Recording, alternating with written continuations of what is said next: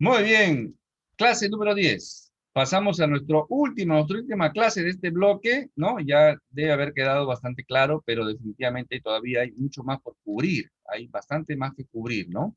Y me gustaría pues comenzar con este versículo, ¿no? Este versículo de Colosenses 2:8 dice, mirad que nadie os engañe por medio de filosofías y huecas, vacías sutilezas, ¿no?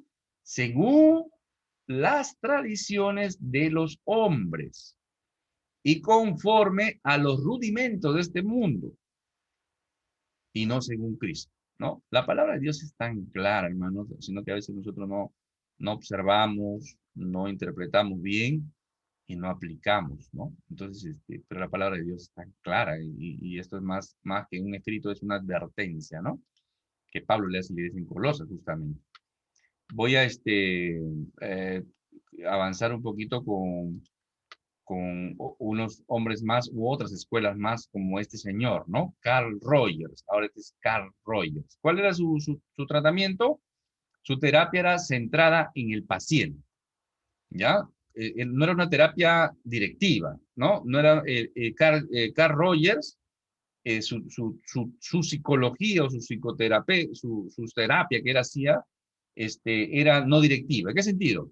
No le decía al paciente qué tenía que hacer, ¿no? O sea, no decía, ya, tienes que hacer esto, tienes que hacer lo otro. No era directivo, sino buscaba extraer la solución de la persona, ¿no? Es decir, que te decía, ajá, ya, y cuando se acababan los ajá y los ujú, te decía, ¿y tú qué piensas hacer? ¿Y tú qué crees? ¿Tú qué pensarías? ¿No? Entonces, esto se ha filtrado mucho en la iglesia. Este pensamiento de Carl Roy ¿por qué? Porque usa bastante del cristianismo. Toda la psicología y la psicoterapia en general usa bastante del cristianismo. Eh, por eso que hay veces que se parece. Carl Jung creció en un hogar cristiano también. Asistió a un seminario. Eso es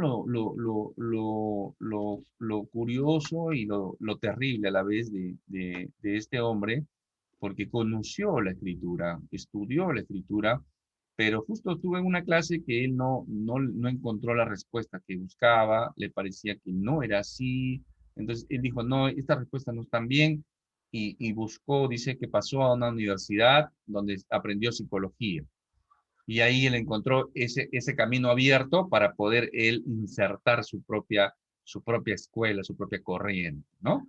Entonces, él justamente ahí le comentaba, había más requisitos que privilegios, ¿no? Quería esa libertad, no quería sentirse limitado, ¿no? Y ese es el detalle que a veces nos sentimos limitados por Dios, y no es así, muy por el contrario, somos libres, ¿no? A veces yo hago el ejemplo del alcohólico y el cristiano, ¿no? Alcohólico y un cristiano, los dos están ahí. Y la prueba es ponerles un vaso de whisky, ¿no? Con su hielo ahí, ¿no? En la roca. Ahí está, whisky. Dice, ¿cuál de los dos toma el vaso de whisky? Obviamente el alcohólico no va a poder contenerse, porque el alcohol es su ídolo, su vicio, y se va. Y el alcohólico, ¿qué dice? Yo soy libre de tomarme este trago y me lo tomo, ¿no? En cambio, tú no puedes tomártelo. Y es totalmente lo contrario. Es totalmente lo contrario. ¿Por qué? Porque creyente, si quiere, podría tomarlo y no tendría ningún problema con el alcoholismo. Es libre en Cristo, pero no tiene la necesidad de hacerlo y no lo hace. En cambio, el otro no. El otro es un adicto al alcohol. No puede controlar, no es libre. No es que se dan cuenta las libertades, cómo se entiende las libertades desde la perspectiva del mundo. El vicioso no es libre. Solamente cristiano es libre en Cristo. Es libre porque está en Cristo, justamente. ¿Se dan cuenta? Entonces, ese es lo crítico de Carl Roger y Carl Roger debería ayudarnos a entender, ¿no? Cómo este hombre, tan cerca al camino del Señor, se aparta del camino, ¿no? Y muchas veces hay cristianos que están en el camino y también se apartan, mis hermanos, se apartan, porque no encuentran respuestas, porque justamente el predicador no está preparado. Como siempre digo, un teólogo no necesariamente puede ser un pastor. No todo teólogo es pastor, pero todo pastor tiene que ser un teólogo. Tiene que ser un teólogo, tiene que ser un estudioso de la palabra. Son pocos los pastores que conozco, pero conozco pastores ociosos, que no estudian la palabra, que improvisan sus sermones, que dan cosas tan vacías que los hermanos van a alimentarse a las congregaciones y se regresan como fueron, vacíos, con un sermón llano, vacío, que no confronta. Y a veces ni se entiende. ¿Por qué? Porque no estudian, porque no se preparan. Entonces eso demanda oración, preparación, mis hermanos. Entonces ese es lo lamentable de Carl Rogers, ¿no? Que se fue porque no encontró lo que buscaba. Y seguramente en su corazón estaba buscando esa libertad de poder hacer su propia línea y su propia escuela, ¿no? Y lo encontró. Lamentablemente también Carl Rogers entró en un mundo de oscuridad, ¿no? Eso lo apasiona al hombre, lo seduce. El mundo de invisible, de maldad, demoníaco, oscuro, el futuro, la adivinación, eso lo seduce al hombre. Y hay que tener bastante cuidado, mis hermanos. Eso seduce, te llama a la literatura, ¿no? Te gusta, le agarras un gusto a lo oscuro, a lo fantasmagórico, a lo demoníaco, a la brujería, a los hechizos. Es como cuando Harry Potter. Harry Potter ya va a salir el tercer libro de Harry Potter. Colas de colas esperando que abran las librerías para comprar el libro. De ahí nomás uno puede sacar una línea cómo está la mente y el corazón del hombre inclinado a ese mundo de maldad. Por eso que estos programas de paranormales y todas estas tonterías que hacen, que se meten a los cementerios, eso le gusta a la gente. La gente le gusta las películas de terror, le gusta ese mundo. Y esa es la forma en que Satanás y sus demonios seducen, embaucan, cautivan al inconverso, al perdido, aún a los creyentes. ¿De acuerdo? Ojo con eso. Y este señor Carl Rogers se metió al tema del espiritismo, consultaba la tabla Ouija, ¿no? La tabla Ouija, y también entró en el tema de la necromancia. ¿Quién nos dice yo estoy atacando? No, no, no, ahí están las referencias en rojo, mis hermanos. Para el cristiano la palabra de Dios es suprema, es la autoridad, es suficiente. Pero para el teorista del yo, la palabra del yo es el supremo. El yo es supremo. Yo, la solución, el hombre, el humanismo, es lo más importante. El yo, el hombre, el hombre. El universo gira alrededor de mí. Ese es el humanismo, ese es el hombre. Algunos descubrimientos, ¿no? Lo he puesto entre comillas de Roger, era escuchar, ¿no? Él decía, sí, hay que escuchar. Hay que escuchar. ¿Eso es bíblico? Sí, es bíblico. Y se usa mucho. Hay que escuchar. Hay muchas personas que se sienten tan prisioneras, tan oprimidas, que a veces simplemente necesitan que alguien los escuche. Y eso es lo que decía Carl Rogers. El otro descubrimiento, entre comillas, de Roger es el ser real, ¿no? El ser veraz. No ser alguien hipócrita, alguien que cumple un rol o un papel o imita a alguien, ¿no? Sino ser sincero, íntegro.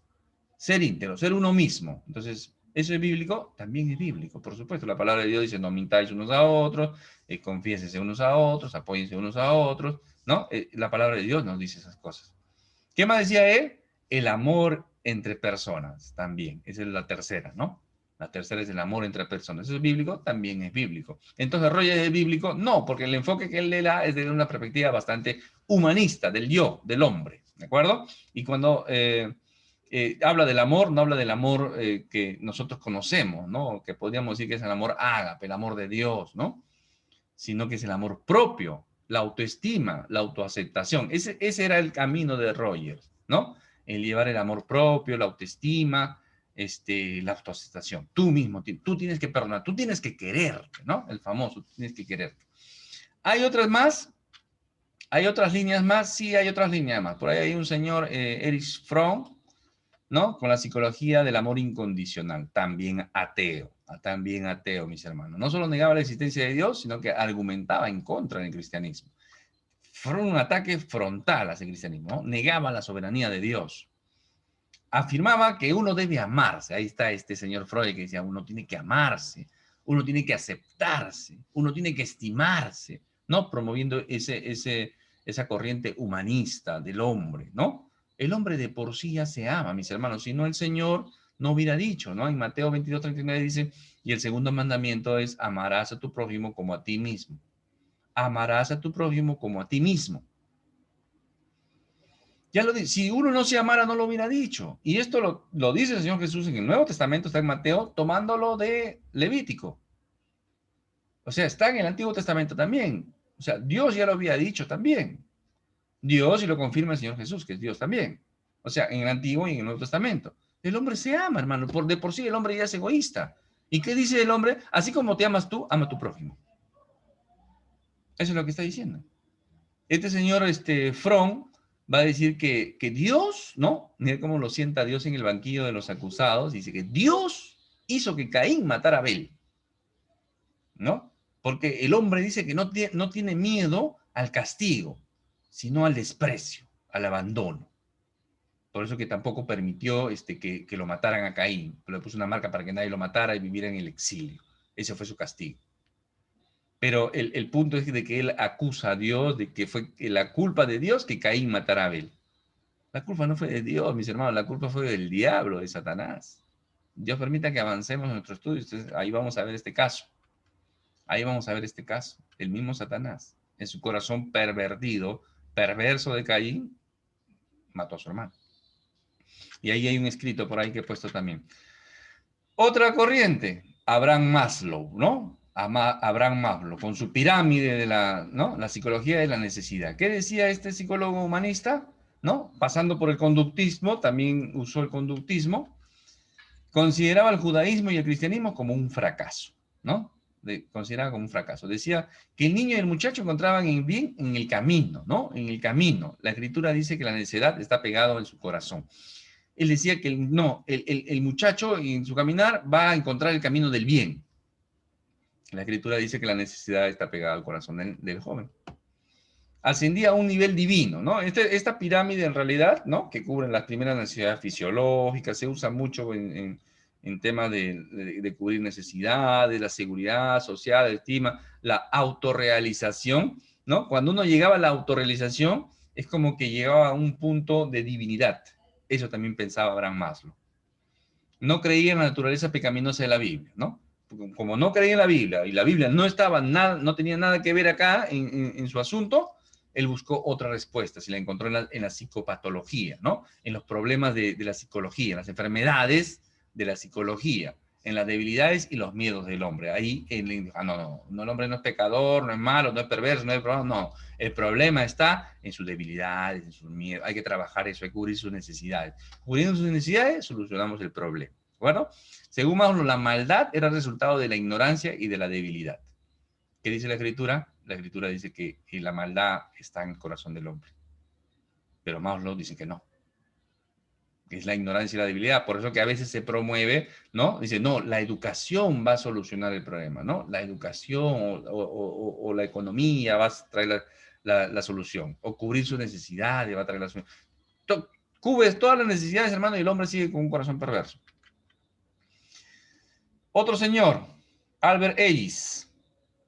Toda persona tiene capacidad para cambiarse a sí misma. Ahí está una de sus expresiones, frases, ¿no? La gente lo pone ahí como si fuera lo máximo, ¿no? La máxima, pero solución del mundo. Ateo también, lo he puesto con mayúscula ahí, para confirmar. Los tres ahí, ateos, mis hermanos. Cambio de pensamiento, creencias, malas percepciones, comportamiento disfuncional, la experiencia activadora, el sistema de creencias, es todo un tema acá, mis hermanos, en cuanto al pensamiento de este señor, es amplio lo que hay que explicar acá, ya ustedes mismos lo pueden investigar, ¿no? Las técnicas de conducta en el hombre, ¿no? Modificando, modificando la conducta, es todo un tema, ¿no? El TREC, el famoso TREC, hay una maestría incluso de esto en psicología. Muy bien. El pensamiento integracionista, ¿no? Un creyente, tú puedes ser integracionista de repente, ¿no? De repente no quieres, no, yo no estoy de acuerdo con el hermano, lo que está enseñando, yo creo que sí, la psicología puede ayudar, ¿no? Y algunos cristianos tienen esta idea y tratan de integrar estos pensamientos de estos hombres ateos a lo que dice la Escritura, ¿no? Por ahí está el señor Larry Crabb, que él es integracionista, tiene libros que se enseñan en la escritura, que se enseñan en la iglesia, ¿no? Uno de ellos es el arte de aconsejar bíblicamente, el otro creo que es el manual de la consejería pastoral, si no me equivoco. Tiene esos dos libros, por ahí debe haber más. Entonces, este señor dice lo siguiente, ¿no? El hombre irresponsable, ya, eso lo dice Glasser. Bueno, también lo dice la escritura. De creer la verdad, la cual llevará a un comportamiento responsable, ¿no? Crees un comportamiento responsable, lo dijo Ellis. Que le otorgará significado y esperanza, dice Frank, ¿no? Frank con la logoterapia. Y amor, ¿no? Fromm, amor. Y servirá como una guía, lo dice Adler, para una vida efectiva con otros, siendo una persona que se acepta a sí mismo y a otros, dice Harris, ¿no? Yo gano, tú ganas, ¿no? Yo estoy bien, tú estás bien, eso dice Harris. El cual se entiende a sí mismo. Freud, ¿no? Tú te entiendes a ti mismo, está ordenado tu mundo interior, tu ego, tu superego, tu ello. ¿Está bien, Elite? Sí, está bien. Ya, listo, no hay problema. Has solucionado tus problemas, y se expresa en forma apropiada, Peirce, y que sabe cómo controlarse, Skinner, el conductista, ¿no? Ya, entonces todo este marco, uno lo ve y dice, oye, sí está bien, ¿no? O sea, no hay nada malo en esto. Es interesante esta combinación de todos los pensamientos de estos hombres, dentro de la psicología, la psicoterapia. Sí está bien, ¿no? Y uno podría pensar que sí, pues, ¿no? Lo está haciendo este cristiano integracionista, Larry Crabb. Pero si analizamos y vemos la responsabilidad de Glasser, no tiene nada que ver con Dios o con su medida de lo bueno y lo malo. Ese es el punto. En cuanto a la responsabilidad, cuando no, cristiano habla de responsabilidad, sí, pero desde una perspectiva de una ética cristiana o de una santidad o de un temor a Dios, lo bueno y lo malo, la ética cristiana. Ellis niega la verdad de Dios. La esperanza de Frank, el que tuvo en los campos de concentración, otorga que no es una esperanza segura porque está centrada en el hombre. Su esperanza está en el hombre. Él dijo, yo pude hacerlo, usted puede hacerlo. Escribió un libro, ¿no? El hombre en busca de sentido. El amor de Fromm está muy lejos del amor que Jesús enseña y otorga. La guía de Adler es la guía del yo más que la guía de Dios. La aceptación de Harris deja a un lado la ley de Dios. Este es un psiquiatra que hace todos los experimentos. Freud difícilmente se entendería a sí mismo y repudiaba a Dios. Él repudiaba a Dios, ateo, repudiaba cualquier tipo de religión, es más. La expresión de Peirce se enfocaba en los sentimientos y en el yo nuevamente. Y los métodos de Skinner de autocontrol están dirigidos al ser humano como un animal. Si este animal controla, ¿no? La campanita, el hambre, los perros, ¿no? Es que no tiene alma, ¿no? Entonces no tiene sentido. Está viendo al hombre como un animal. Como un animal. Entonces todo esto que sonaba bonito en un comienzo, en la parte de abajo, definitivamente, analizando de la perspectiva cristocéntrica o teocéntrica, están totalmente fuera de contexto, ¿no? Hermanos, cuando estuve preparando las diapositivas, definitivamente nada sucede por casualidad. Se me borraron varias diapositivas que yo ya había trabajado. Extrañamente, ¿no? Lo separé en dos, hice una cosa ahí. Pudo haber sido un tema de mala operación de la computadora, seguro que sí. Pero se borraron varias partes. Y ahorita me estoy acordando una parte que se borró, justamente de Freud, que no lo mencioné en la clase anterior. Y era que Freud relacionaba mucho la parte sexual con la vivencia del hombre, ¿no? Es más, él dividía en cuatro, o en cinco partes, pero en cuatro yo lo mencioné ahí, a ver si me acuerdo, porque estaban en las diapositivas, y gracias a Dios, pues que lo he estudiado y me voy a acordar. Una era la etapa oral, ¿no? Cuando el niño, esos 5 o 6 años, eso lo deben haber escuchado también, ¿no? Los 5 o 6 años son vitales, ¿no? De eso va a depender toda su vida de adulto. Y eso nace del pensamiento de Freud. Y la etapa oral, ¿no? El bebé, todo lo lleva a la boca, ¿no? Todo lo lleva a la boca, muerde, mastica, chupa, todo lo lleva a la boca. Y es una forma de crearse placer, ¿no? Chuparse el dedo, mis hermanos, era como un placer o una masturbación. Eso no lo digo yo, lo dice Freud. Todo lo que le estoy diciendo dice Freud, mis hermanos. La otra etapa es la etapa anal. La etapa anal en el niño buscaba esa satisfacción o su sexualidad y placer al defecar. Y placer al defecar, eso dice Freud. ¿Qué más dice Freud en la tercera etapa? La etapa 3 es la etapa fálica, ¿no? Fálico. Un falo es el miembro viril del hombre, ¿de acuerdo? Para los que no tienen el concepto, eso decía la etapa fálica, ¿no? Donde todo se agarra, ¿no? Todo está ahí en la parte de los genitales, ¿no? Y hay una quinta etapa que es la genital. El punto es que estas cuatro etapas, la fálica y la genital, ahí se desarrollaba este tema de instinto. Y Freud es el que va a dar el famoso complejo de Edipo, ¿no? El complejo de Edipo es una, es una tragedia griega, ¿no? Es un escrito de Sófocles, ¿ya? Lo escribió, es una tragedia griega, es una tragedia donde hay homicidio, hay incesto, ¿no? Porque el hijo tiene relaciones sexuales con la mamá, con Yocasta, ¿no? Eh, Edipo tiene relaciones sexuales por una serie de reveses ahí en su vida, termina teniendo relaciones sexuales con su mamá. Entonces, él decía, ese complejo de Edipo lo tiene la criatura. En la etapa genital o fálica, dice que él se enamora de su mamá, ¿no? Y quiere tener relaciones sexuales con su mamá. Entonces, eso decía Freud. Es una perversión terrible, mis hermanos, ¿no? Entre otras tonterías. Y ustedes lo pueden investigar después las etapas del niño según Freud, ¿no? Las etapas de Freud. Entonces ahí van a encontrar todas estas cosas, mis hermanos. Terrible. ¿Y qué más decía? Ese es si el varoncito lograba controlar esos impulsos, su etapa de grande iba a ser normal, iba a estar bien. En el caso de la mujercita era diferente. La mujercita ve al varoncito y tiene algo, ¿no? Tiene una extensión. Ella tiene una cavidad y se siente frustrada por eso.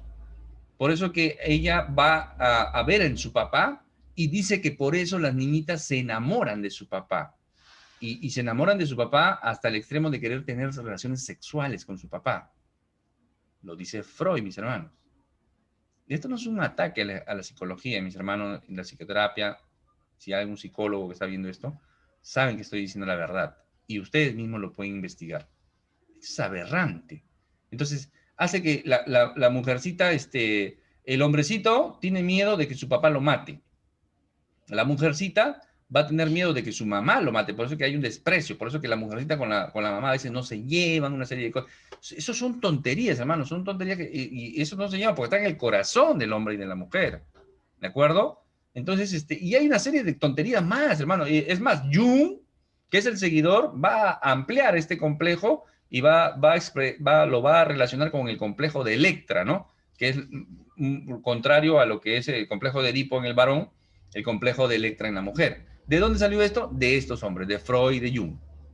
De tener, dice que la mujercita queda frustrada y como no puede tener no tiene esa extensión, solamente tiene una cavidad, o sea, rebaja a la mujer. Rebaja a la mujer, por eso que dice que la mujer, cuando busca tener el miembro viril en su boca, ¿no? De una forma tratando de cubrir esa carencia. Lo puse en la diapositiva y esa se borró, mis hermanos. Les estoy explicando a grosso modo. Ustedes investiguenlo y se van a dar cuenta, ese era el pensamiento enfermo de Freud. Y yo encontré referenciado que él había tenido con su niñera y con su mamá una serie de cosas medias extrañas en cuanto a lo sexual, ¿no? Eso lo va a mencionar en unas memorias, en un libro, una amistad muy cercana a él, que él le contó. Su niñera y su mamá, con él unas cosas extrañas. Y el rechazo al cristianismo era por ver unas cosas con su papá en relación a los cristianos y el antisemitismo. Entonces, por eso que todo eso subjetivo lo vuelca en esto. Por eso que él le dice a Freud, le dice a Jung, le dice, hermano, esto de acá tiene que ser un dogma. Encárgate, por favor, de que esta doctrina, esto de los niños, de las etapas, eso, sea un dogma, ¿no? Entonces le da esa consigna a Jung. Por eso que Jung después amplía eso en complejo de Electra. Investíguenlo, mis hermanos, ¿ya? Y esas son las aberraciones que nacen de estos hombres, ¿no? Muy bien. Vamos avanzando acá un poquito más rápido. La psicología y la consejería bíblica. Ya hemos hecho un estudio de esto, solamente para repasarlo. La psicología psicoterapia o más, como se quiera llamar, está basada en ideas. Las ideas, los pensamientos, las creencias subjetivas de estos hombres, de Freud, Jung, Roger y todos estos ateos, ¿no? Contrarios a Dios. La consejería bíblica está centrada en la suficiencia de la escritura. Esa es la diferencia. El temor a Dios, la santidad progresiva y el cambio, restauración o limpieza del corazón, el centro del pensamiento, el centro de la voluntad del hombre. ¿De acuerdo? No este corazón que bombea sangre, sino tu centro de voluntad, de donde nacen tus pensamientos, donde nace hacer lo correcto o lo malo. Eso, ese es lo que busca el cambio en la consejería bíblica. Ya hemos estudiado este pasaje bíblico, nos hemos tomado ahí una clase, un tiempo. Toda la escritura es inspirada por Dios y útil para enseñar, para redarguir, para corregir, para instruir en justicia, a fin de que el hombre de Dios sea perfecto, equipado, completo, enteramente preparado para toda buena obra.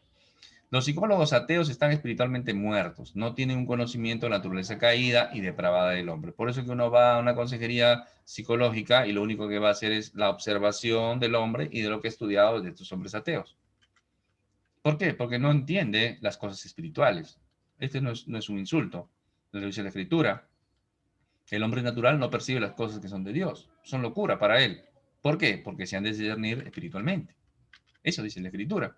En la actualidad, la consejería bíblica, incluso la consejería pastoral, la consejería cristiana, incluso la consejería pastoral o la consejería urbana o cualquier otro tipo de consejería que se meta en la iglesia, es sinónimo práctica de la psicología secular.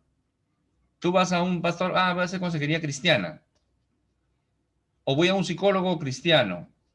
Lo que va a hacer es psicología secular. No hay ningún punto, ¿no? No hay ningún punto en relación a la consejería bíblica. La consejería bíblica sí es cortante, tajante y lo que Dios manda. Eso es. Biblia. Biblia. Es la consejería en base a la Biblia. Esa es la diferencia, ¿de acuerdo? La psicología secular asume la idea que el hombre es bueno y la solución a sus problemas yacen en él mismo. Eso dice la psicología. Tú eres bueno, tranquilo, tú lo vas a hacer bien, no toda la solución está en ti, etcétera, etcétera. Tú tienes el poder, tú tienes la fuerza, todo está en ti, tú lo puedes. La escritura que dice que estamos muertos en nuestros delitos y pecados. Así es, estamos muertos. Jeremías va a decir que el corazón es engañoso. Solamente Dios puede conocer ese corazón engañoso.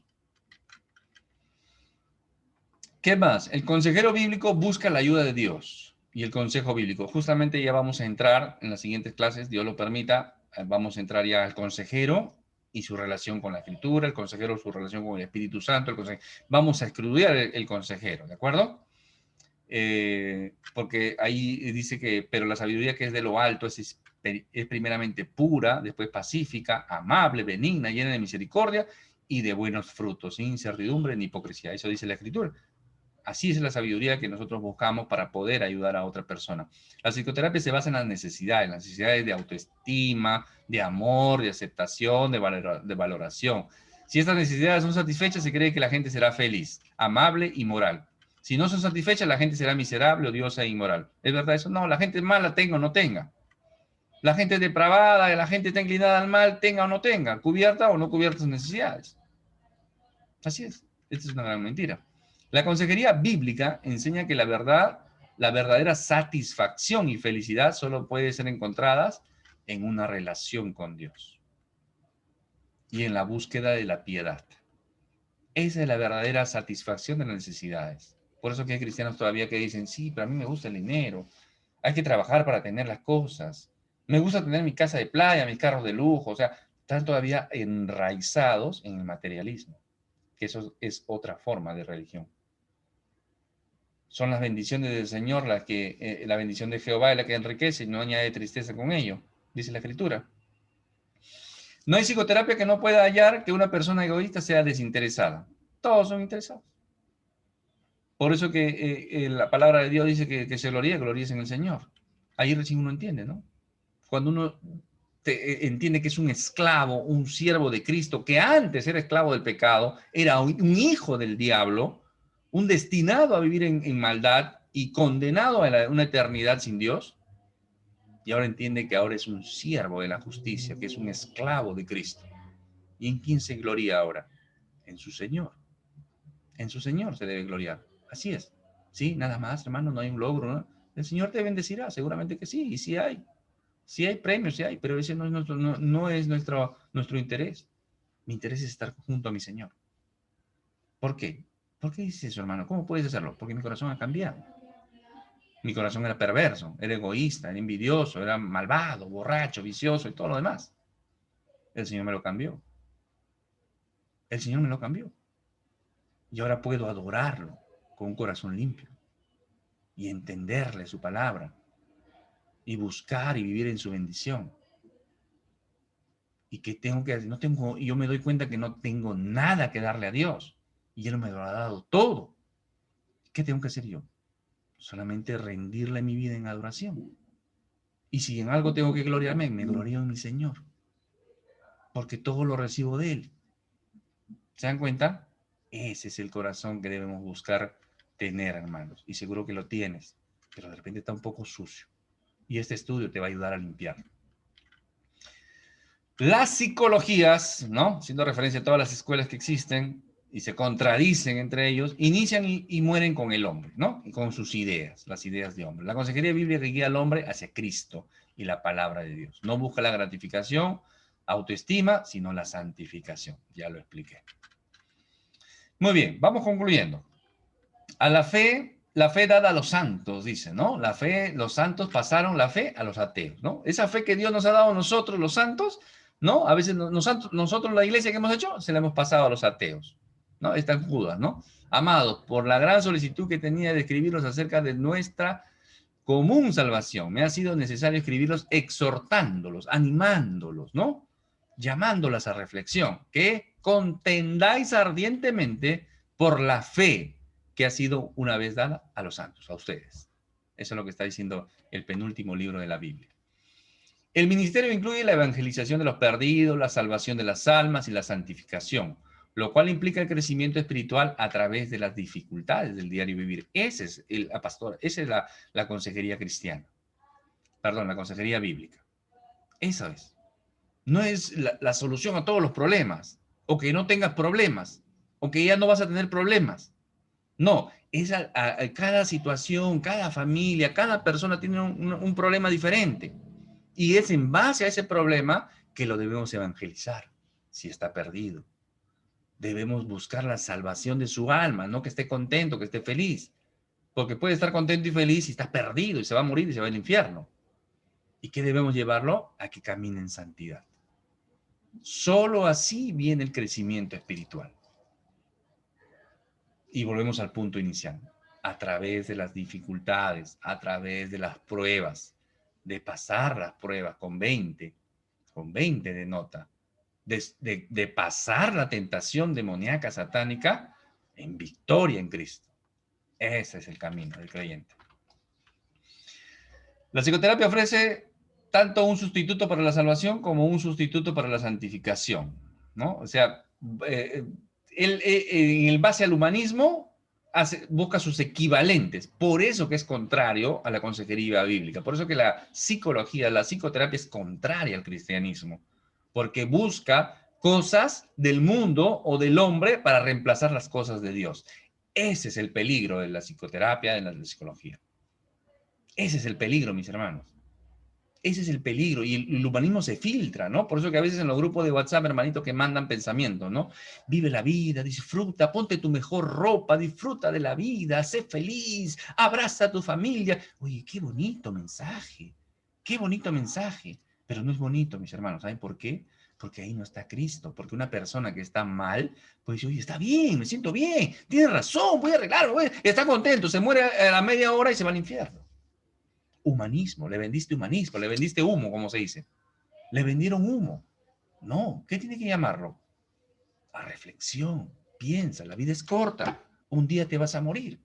Un día te vas a morir. Unos antes que otros. ¿Y a dónde te vas a ir? ¿Tienes esperanza realmente? ¿Sabes a dónde vas? ¿O vives con temor a la muerte? ¿O pensando que nunca te vas a morir? Entonces, eso impacta, eso no vende, eso no gusta. ¿Se dan cuenta?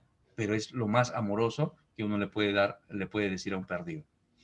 La cura bíblica de las almas ministra a cada creyente en cada aspecto de la vida y depende de la palabra de Dios, la cual describe tanto la condición humana como el proceso de mejoría de las mentes atribuladas. Durante siglos hubo oración y un ministerio de sanidad que lidiaban con todas las perturbaciones mentales y emocionales. Así ha sido, siempre ha sido. La palabra de Dios es suficiente. Sin psicología, ningún bastón. La palabra de Dios no necesita un bastón. Y no necesita mezclarse con nada. Ese es humanismo, ese es herético. Mezclar la palabra con Dios con algo mundano, pagano, ateo, es herético. Por eso que hay unos escritos por ahí, la psicoherejía, ¿no? Hay un libro que se llama La psicoherejía.